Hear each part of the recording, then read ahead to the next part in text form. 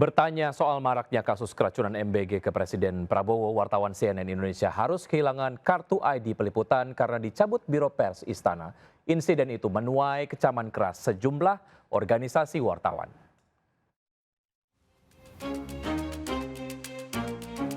Inilah momen Presiden Prabowo saat menjawab sejumlah pertanyaan wartawan Istana setibanya di Bandara Halim Perdana Kusuma, Jakarta, Sabtu lalu. Selain pertanyaan soal hasil lawatan 7 hari ke sejumlah negara, Prabowo juga ditanya soal langkah pemerintah menangani marak keracunan MBG di tanah air. Habis ini saya langsung akan panggil Kepala BGN. Relatif tak ada masalah saat sesi tanya jawab Presiden dan wartawan. Namun sehari berselang, salah satu wartawan dari CNN Indonesia bernama Diana Valencia mengabarkan ID card peliputan istananya diambil oleh Biro Pers Istana. Diduga gara-gara ia bertanya soal maraknya keracunan MBG yang dinilai di luar konteks acara. Menteri Sekretaris Negara Prasetyo Hadi berjanji akan mencari jalan keluar terkait penarikan ID card Istana Wartawan CNN Indonesia. Ya, kita cari jalan keluar terbaik lah. Jadi besok akan kepada Biro Pers untuk coba dikomunikasikan lah, cari jalan keluar terbaik itu.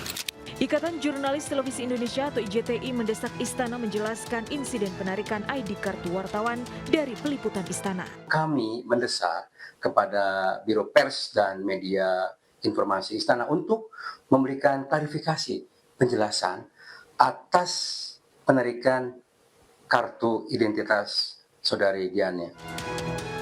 Tim Liputan iNews melaporkan. Pergi sehat, pulang-pulang justru terkulai lemas karena keracunan makan bergizi gratis. Orang tua pelajar korban keracunan MBG di Cipongkor, Bandung Barat hingga kini masih trauma dan berharap program makan bergizi gratis dikaji ulang.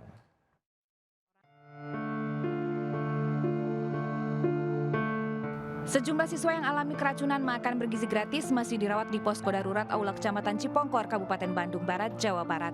Pasien yang berjumlah lebih dari 1.117 orang alami pusing hingga mual setelah konsumsi makanan bergizi gratis di sekolah mereka. Kejadian ini membuat orang tua korban alami trauma. Mereka meminta program makan bergizi gratis dihentikan dan dikaji ulang agar tidak ada lagi jatuh korban. Tak ingin berlarut dalam kasus keracunan, pemerintah akhirnya mewajibkan sertifikat layak higienis dan sanitasi atau SLHS untuk seluruh satuan penyedia program gizi SPPG. Selain itu, pemerintah bersama BGN juga memastikan pengawasan yang lebih ketat. Kita tadi sudah bersama-sama dengan BGN akan mengontrol proses dari persiapan makanannya, mulai dari pemilihan bahannya, kemudian juga pengolahan makanannya.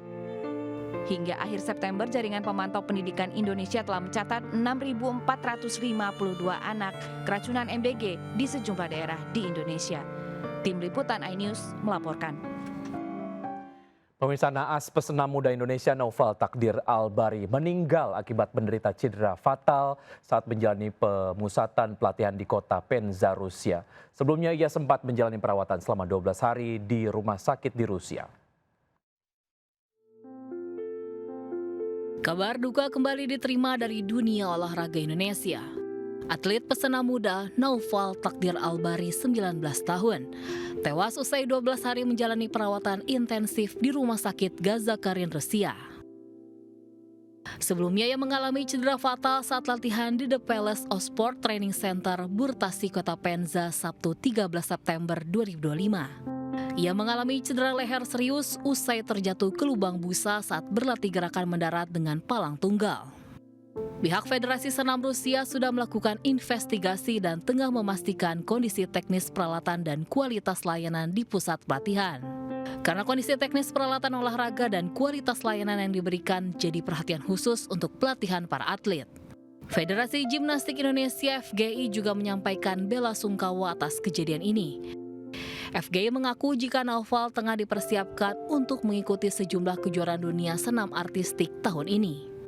Sementara itu, kantor Berita Antara melaporkan program training camp berlangsung dengan dukungan pembiayaan dari Pemusatan Pelatihan Olahraga Nasional (PPON), Kementerian Pemuda dan Olahraga. Tim Liputan iNews melaporkan. Malu karena anak buahnya melakukan aksi tidak terpuji, dua petinggi TNI menelpon langsung sutradara Hanung Bramantyo yang tengah umroh untuk meminta maaf. Pimpinan TNI itu memastikan pelaku penganiayaan yang menimpa karyawan pasangan artis dengan hukuman setimpal.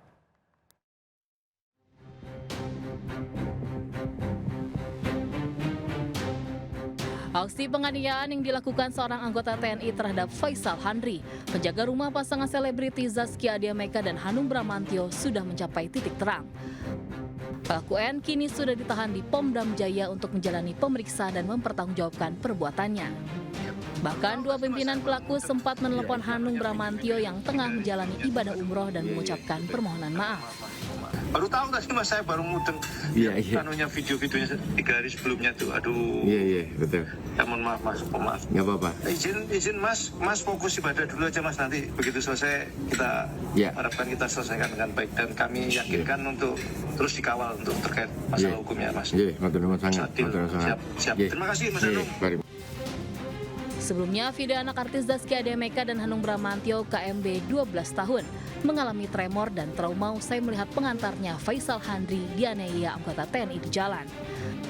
Aksi ini terjadi di Jalan Ampera Raya, Ragunan, Pasar Minggu, Jakarta Selatan saat mengantarkan KMB ke sekolah menggunakan motor. Saat dalam perjalanan, Faisal hampir ditabrak pelaku yang berkendara melawan arah. Spontan Faisal mengklakson pelaku hingga pelaku memutar arah dan menghadang korban hingga melakukan penganiayaan. Akibat kejadian ini, KMB mengalami trauma hingga tremor, sementara Faisal terluka hingga helmnya rusak. Tim Liputan iNews melaporkan. Pemirsa, saat perputaran roda ekonomi melambat, kenaikan pajak justru menjamur di segala sektor. Menteri Keuangan Purbaya Yudi Sadewa mengatakan kebijakan menaikkan pajak di saat ekonomi sulit justru bisa memperburuk keadaan.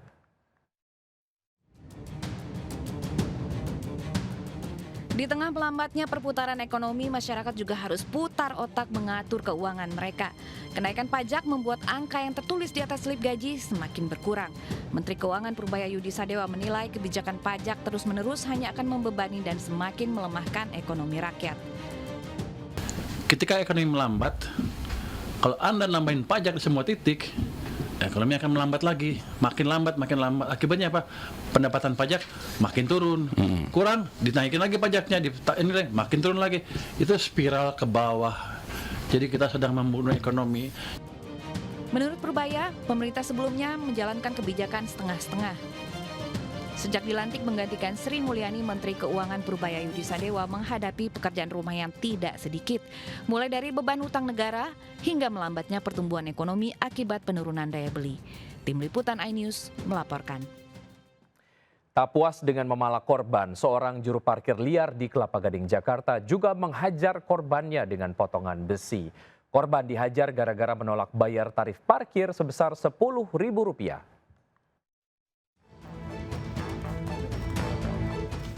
Pria yang berprofesi sebagai juru parkir liar di sebuah mal di Kelapa Gading, Jakarta Utara ini tak bisa lagi beraksi seperti Abang Jago. Ia ditangkap dan harus mempertanggungjawabkan perbuatannya setelah memeras serta menganiaya seorang pelanggan. Peristiwa bermula saat korban hendak mengambil sepeda motor yang ia parkir. Korban telah membayar Rp5.000, namun pelaku meminta tambahan menjadi Rp10.000 per motor. Korban menolak hingga terjadi pertengkaran. Pelaku yang emosi kemudian mengambil sebilah besi dari sebuah warung dan memukul korban. Lu perkara 10.000 ya, pakai kayak gitu lo ya. Gila lo, perkara 10.000 lo pakai kayak gitu lo ya. Tidak terima atas penganiayaan dan luka yang ia alami, korban kemudian melapor ke polisi. Pelaku ditangkap di Kampung Karet bersama dengan barang bukti. Tim Liputan iNews melaporkan.